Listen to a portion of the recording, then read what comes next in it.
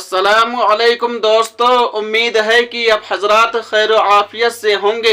अल्लाह रब्बुल इज़्ज़त आप लोगों को इसी तरह खुशहाल रखे, आमीन। फतावा देवबंद 786 यूट्यूब चैनल में आपका खैर मकदम इस्तकबाल है। दोस्तों, जुमा के दिन अरबी खुतबा से पहले तकरीर करना जायज़ है या नहीं?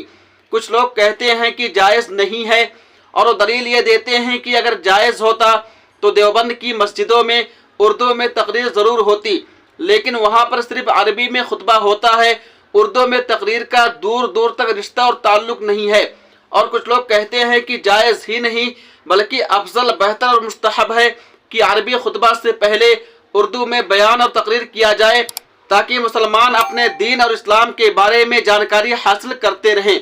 नीज़ अल्लाह ताला कुरान पाक में फरमाता है, वज़क्किर फ़इन्न ज़िक्र तंफ़उल मोमिनीन, और आप नसीहत करते रहिए, यकीनन नसीहत करना ईमान वालों को नफ़ा देता है।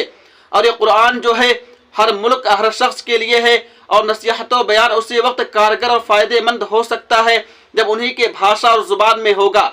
पता चला, मालूम हुआ कि जुमा के दिन खुतबा से पहले उर्दू में तकरीर करना जायज़ ही नहीं बल्कि कुरान से साबित है।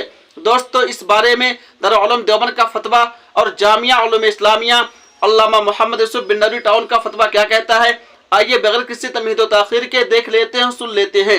सवाल, जुमा के दिन अरबी खुतबे से पहले किया जाने वाला उर्दू बयान मिंबर पर बैठकर करना ज़्यादा बेहतर है या ज़मीन पर खड़े होकर? नीज़ ये भी बता दीजिए कि मेहराब में खड़े होकर उर्दू बयान किया जाए और सामने डाइस रखी जाए, इसका क्या हुक्म है? क्या यह मस्जिद के आदाब या इस्लाही खिताब के आदाब के खिलाफ होगा या इसमें किसी किस्म की कराहत होगी? जवाब, जुमा के दोनों अरबी खुतबे खड़े होकर देना मसनून है, और हुजूर अक़दस सल्लल्लाहु अलैहि वसल्लम और सहाबाए किराम रिज़वानुल्लाहि अलैहिम अजमईन का तामुल यही था। जुमा का खुतबा बैठ कर देना सुन्नत और तामुल उम्मत के खिलाफ होने की वजह से मकरूह है, लेकिन खुतबा से पहले लोगों को वाज़ो नसीहत करने और दीनी मसाइल और अहकामात सिखाने के लिए मकामी ज़ुबान में किया जाने वाला बयान खड़े होकर या बैठकर दोनों तरह करना साबित है।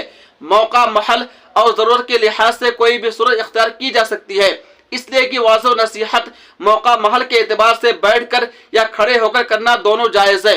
हुजूर अक़दस सल्लल्लाहु अलैहि वसल्लम से मिंबर पर खड़े होकर और बैठकर दोनों तरह वाज़ो नसीहत करना साबित है।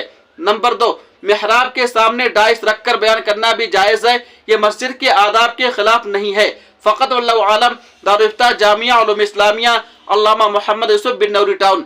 अब आइए बगैर किसी तमहीद व ताख़ीर के दारुल उलूम देवबंद का फतवा देख लेते हैं, सुन लेते हैं। सवाल, जुमा से कब्ल वाज़ तकरीर मिंबर पर बैठकर करना कैसा है और सुन्नत तरीका क्या है? जवाब, बिस्मिल्लाहिर्रहमानिर्रहीम। जुमा के दिन जुमा से पहले वाज़ व तकरीर वगैरह करना जायज़ है और बाद सहाबाए किराम से इसका सबूत है। चुनांचे हज़रत उमर रज़ियल्लाहु अन्हु की इजाज़त से हज़रत तमीम दारी खुतबे जुमा से पहले वाज़ फरमाया करते थे, जैसा कि मुल्ला अली क़ारी रहमतुल्लाह अलैह ने अल मौज़ूआतुल कुबरा के मुक़द्दमा में इब्न असाकिर के हवाले से नकल फरमाया है। इसी तरह हज़रत अबू हुरैरा रज़ियल्लाहु अन्हु का भी यही मामूल था। अलबत्ता बेहतर यह है कि वाज़ जुमा की अज़ान सानी से 5-10 मिनट पहले ख़त्म कर दिया जाए, ताकि वाज़ के दौरान आने वाले हज़रात वाज़ में शरीक हो जाया करें और सुन्नत वाज़ के बाद 5-10 मिनट के वक्फा में पढ़ लिया करें। और यह वाज़ चूँकि खुतबे जुमा से अलग है, इसलिए मुनासिब यह है कि यह वाज़ मिंबर से हटकर कुर्सी पर बैठकर या खड़े होकर किया जाए, ताकि हयात खुतबा का इहाम न हो।